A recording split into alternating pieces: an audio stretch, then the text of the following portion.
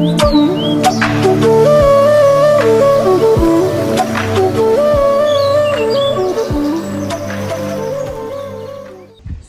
Guys, के छ तपाईहरुको हालखबर? आशा गर्छु सन्चै हुनु होला। आज म एउटा नयाँ ब्लग लिएर आएको छु जो हाम्रो सुन्दर महेन्द्रनगरमा रहेको रौटेला भन्ने ठाउँमा हैन। यता टक्क यो पहाडबाट आउँदै गरेको खोला र यो चाहिँ खानेपानीको कुलो भन्छन्।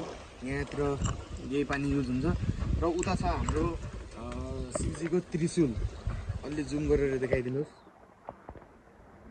र यहाँ हामी अहिले माथि मन्दिर पनि जानेछौँ र मन्दिरमा पनि देखाउनेछौँ कस्तो भव्य सभ्य यहाँको संस्कृति भयो हैन। सुन्दर ठाउँ, यहाँ आएर मन खुस हुन्छ कि पुरा डाँडा काँडा पहाड जस्तै फिल आउँछ हैन। र उता हाम्रो साथीहरू पनि आउँदैछन्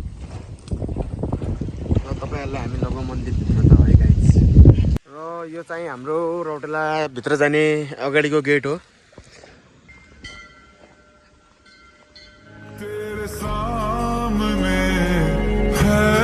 झुका मेरे सर पे हाथ रख तेरा नमो नमो शंकरा भोले राम शंकरा जय त्रिलोकनाथ शंभो शिवाय शंकरा नमो नमो शंकरा भोले राम शंकरा रुद्रदेव हे महेश्वरा। हामी अहिले छौँ रौटेलाको मन्दिरमा। यो सिद्धधाम हो, धेरै भव्य सभ्य र भित्र जाम। यतिकै हामीले यहाँ घन्टी बजाए भोले शिवशङ्कर।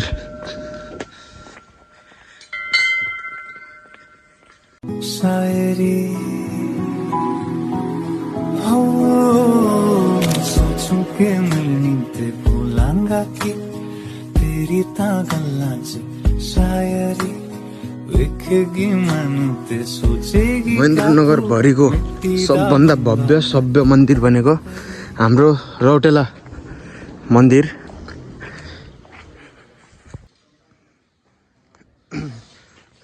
हाम्रो यहाँ केदारनाथ जस्तै यो पछाडिको त्यो लागेको छ, सेम टु सेम केदारनाथ जस्तै त्यो भन्छन् नि। र हाम्रो मन्दिरभित्र अहिले सरसफाइ कार्यक्रम हुँदैछ र यहाँ पनि 24 घण्टा हाम्रा यहाँ भन्छन् नि, अब पण्डित भए यहाँका पुजारीहरू 24 घण्टा यहीँ हुन्छन्। भित्र सरसफाइ कार्यक्रम यो शिवजीको मन्दिर। र हामी अब हाम्रो रौटेलाको शिव मन्दिरलाई बाई बाई भनौँ र मनको सोचेको इच्छा सबै पुरा होस्। हाम्रा भिडियो हेर्नेवाला दर्शकहरूलाई पनि कबै अशान्ति नहोस्, सबैलाई शान्ति खुसी बनोस्। र म यो भ्लगलाई यहीँ इन्ड गर्छु।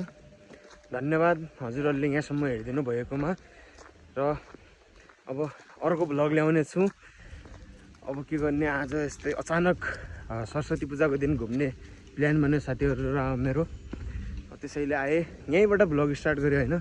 र थ्याङ्क यू, ओके, टाटा।